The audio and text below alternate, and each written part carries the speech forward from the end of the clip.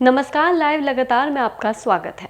Middle east में America, Israel और Iran के बीच गहराते सैन्य संघर्ष ने पूरे दुनिया के एनर्जी मार्केट की बुनियाद हिला दी है। युद्ध की इस तपिश ने केवल सरहदों को ही नहीं बल्कि आम आदमी की जेब और वैश्विक अर्थव्यवस्थाओं को भी अपने चपेट में ले लिया है।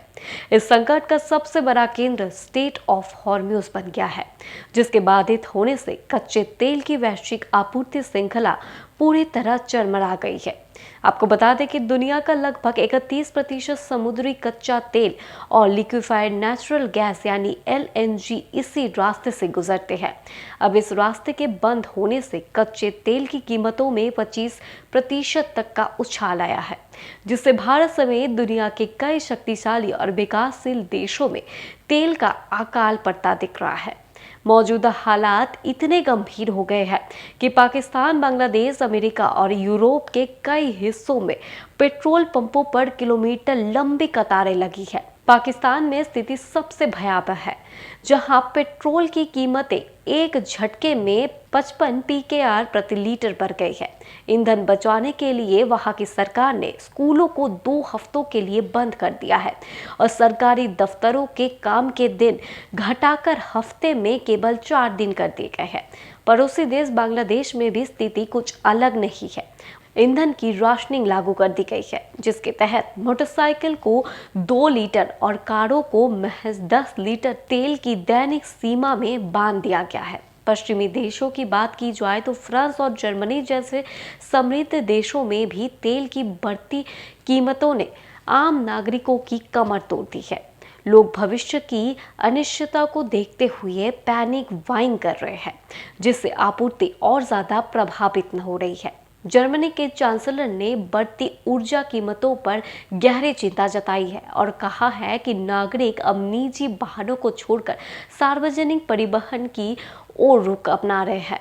वहीं पोलैंड में भी एक हफ्ते के भीतर पेट्रोल की कीमतों में 14% की भारी बढ़ोतरी दर्ज की गई है, जहां तक कि अमेरिका के फ्लोरिडा और लुइसियाना जैसे राज्यों में भी गैस पंपों पर कीमतें अचानक बढ़ गई है, जिससे दुनिया की सबसे बड़ी अर्थव्यवस्था पर भी दबाव दिखने लगा है। वियतनाम, श्रीलंका, इंडोनेशिया और एशियाई देशों की इस संकट से अछूते नहीं है। वियतनाम ने पेट्रोल की कमी से निपटने के लिए एक विशेष टास्क फोर्स का गठन किया है और इतना ही नहीं, जनता से ईंधन बचाने की भावुक अपील भी की है। श्रीलंका ने अप्रैल तक का पर्याप्त स्टॉक होने के बावजूद पैनिक बाइंग रोकने के लिए कीमतों में 8% की वृद्धि कर दी है। आर्थिक विशेषज्ञों का मानना है कि यदि ये संघर्ष और लंबा खींचा तो कच्चे तेल की कीमतें 120 से $140 प्रति बैरल के खतरनाक स्तर पर जा सकती है। आज दुनिया भर की सरकारें अपने नागरिकों से संयम बरतने और अवैध भंडारण न करने की अपील कर रहे हैं। वियतनाम जैसे देशों ने भी कालाबाजारी रोकने के लिए बाकायदा हॉटलाइन शुरू कर दिया है।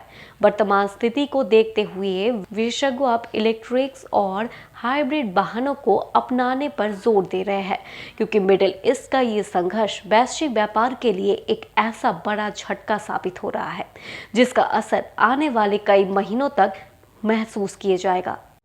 लाइव लगातार के वीडियो को लाइक करें, सब्सक्राइब करें और बेल आइकन को दबाना न भूलें।